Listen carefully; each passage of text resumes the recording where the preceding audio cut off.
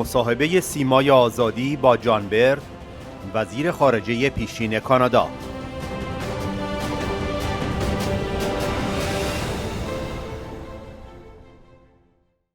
بینندگان عزیز، سلام بر شما. در ادامه مجموعه گفتگوهای سیمای آزادی با شخصیت‌های برجسته حامی مقاومت با آقای جان راسل برد هستیم و امروز گفتگویی داریم با ایشون. آقای برد سیاستمدار برجسته کانادایی هستند. بین سالهای 2011 تا 2015 در کابینه نخست وزیر استفن هارپر سمت وزیر امور خارجه کانادا رو به عهده داشتند. میدونین که آقای برد در دورانی که وزیر خارجه کانادا بود از یک سیاست قاطع علیه دیکتاتوری آخوندی حمایت میکرد، همچنان که دولت وقت این کار رو میکرد. در سپتامبر 2012 جان برد رژیم آخوندی رو بزرگترین تهدید امنیت جهانی توصیف کرد و اعلام کرد که کانادا سفارتش رو در تهران میبنده و دیپلمات‌های رژیم آخوندی رو از کشورش اخراج کرد. بعد از این مقدمه کوتاه همراه میشیم با آقای جان برد.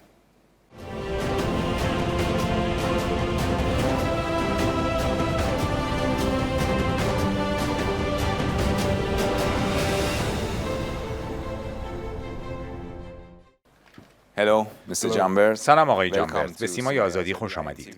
خوشحالم که با شما هستید.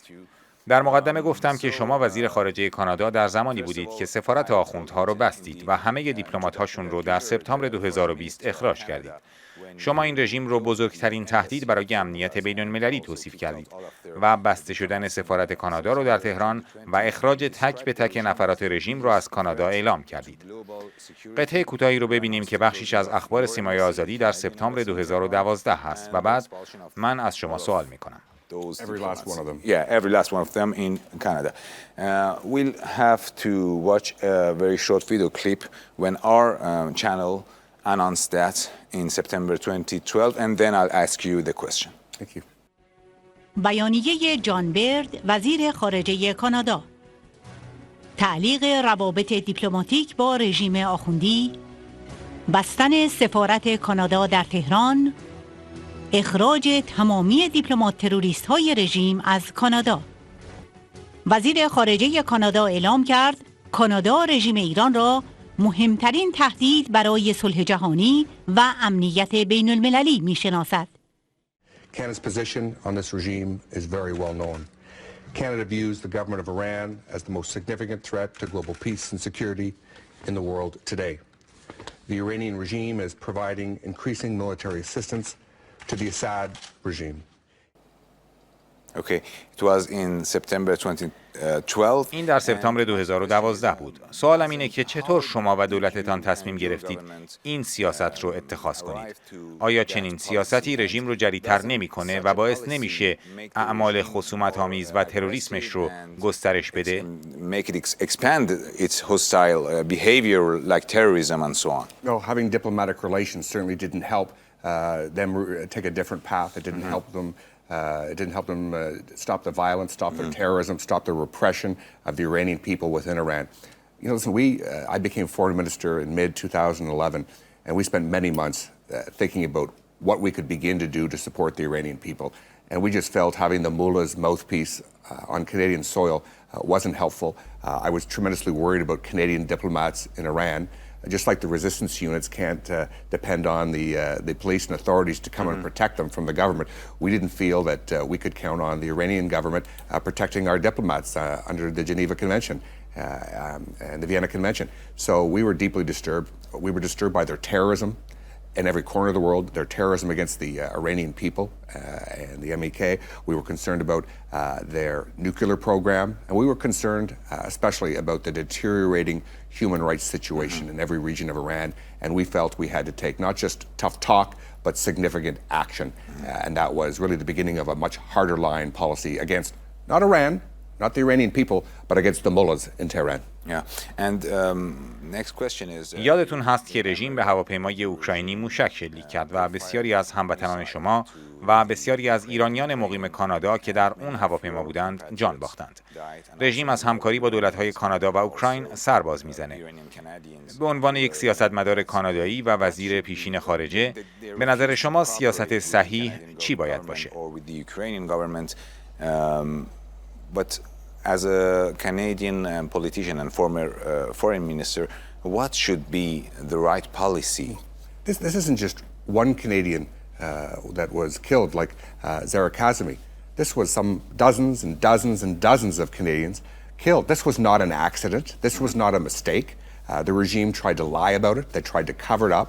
They wouldn't. If this was an honest mistake, they would have had full cooperation with Canada, Ukraine, and others. The government appointed a very high-level emissary, Ralph Goodale, to try to work to try to get justice, and he was shut down every single time he went forward. So this is just another example. This was the second biggest terrorist attack on Canadians that we've seen in our country, and it was just one more nail in the coffin of the mullahs. It shows you that they're not taking a different path; they're taking a harder line. And one of the things I've been so inspired about is we're seeing the people of Iran rise up. This regime is at its weakest point in more than 40 years. That a better future is going to be on the horizon for Iran very soon. And now we'll come to the resistance. حالا میخوام درباره حمایت شما از مقاومت ایران سوال کنم.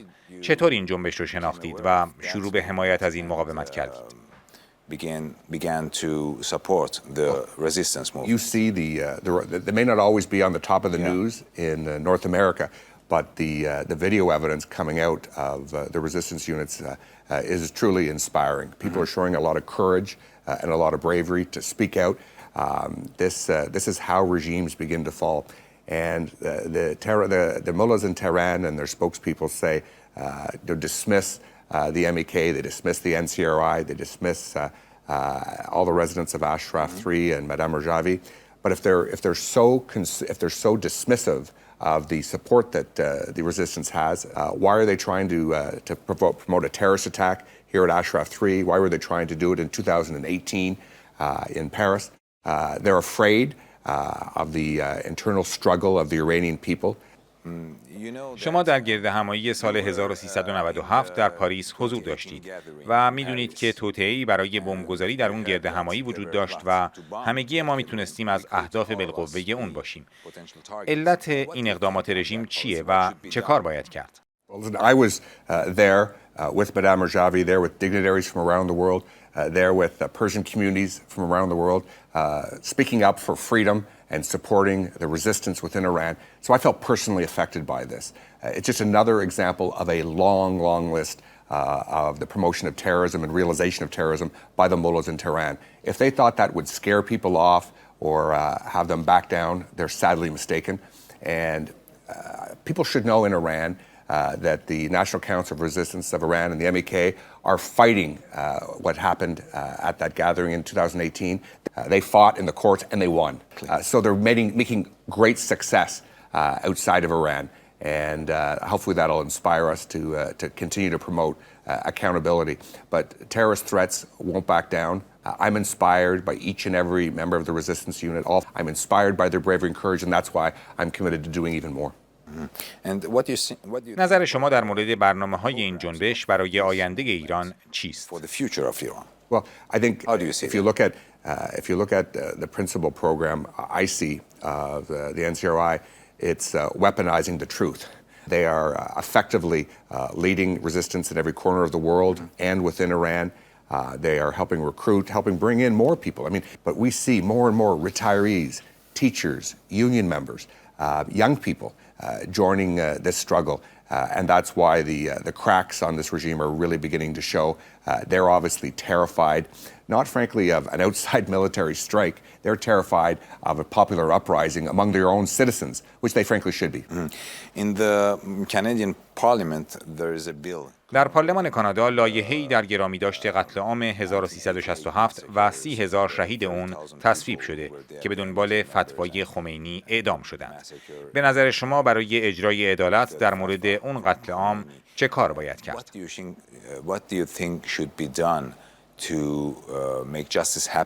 On that massacre. I think it's tremendously important that we have accountability. When I first was elected to the Canadian Parliament under Stephen Harper, our Prime Minister, he gave me the job to bring in a Federal Accountability Act to hold government accountable. And I think one of the things that people have got to realize, the mullahs and their henchmen, the IGRC, is they can run but they can't hide. As the regime crumbles and falls, there will be accountable for people who committed genocide, who committed war crimes. What happened in 1988 was an absolute abomination, and the people responsible should be held to account. Anyone with blood on his hands will face justice. Mm-hmm. What I support is the MEK and Madame Rejoui's 10-point plan, and that's first and foremost led by democracy. Let the people of Iran choose their own government. Let's have a framework that will promote democracy, human rights, the rule of law. Let's look at what we can do to have a non-nuclear armed Iran. Let's look at what we can do to cut off all the activities that the regime has done to support terrorism. Let's improve an abysmal and deteriorating human rights situation, stop the military intervention into virtually every country in the region, and support everyone who supports a freely elected government that can lead and inspire the Iranian people. You know, the Iranian people are incredibly smart. They're well educated. They're very innovative. They've got great natural resources, but they have a corrupt government. They have an incompetent government that is funneling billions of dollars, tens of billions of dollars away from things like supporting healthcare and education. Imagine if the money, instead of being stolen from the Iranian people and sent to fight the Syrian people supporting Bashar al-Assad, instead of money going to terrorist groups like Hezbollah and Hamas, or to do overseas terrorist activity. Imagine if all that was put to the use and benefit of the Iranian people. I'll tell you, a brighter day is in store, and that brighter day we can see light at the end of the tunnel. Yeah. در پایان این گفتگو می‌خواستم مستقیما با مردم ایران صحبت کنید که این گفتگو رو از سیمای آزادی دنبال خواهند کرد. Watch the interview on سیمای آزادی INTV. Terrific. Listen, the people of the free world, the people who support dignity, the people who are against nuclear weapons, the people who are against terrorism and the exploitation and lack of human dignity in Iran, they're watching the uprising, they're watching the resistance unit, they're inspired by your courage, they're inspired by your determination. We stand with you. We're not just standing quietly, we're standing aggressively. The mullahs in Tehran tried to shut the voice from Ashraf 3 down, and instead it's inspired us to work harder and longer to support you in this great struggle. We are with you. God bless. خیلی ممنون. حضور شما برای ما مایه خوشوقتی است. Thank you. Thank you.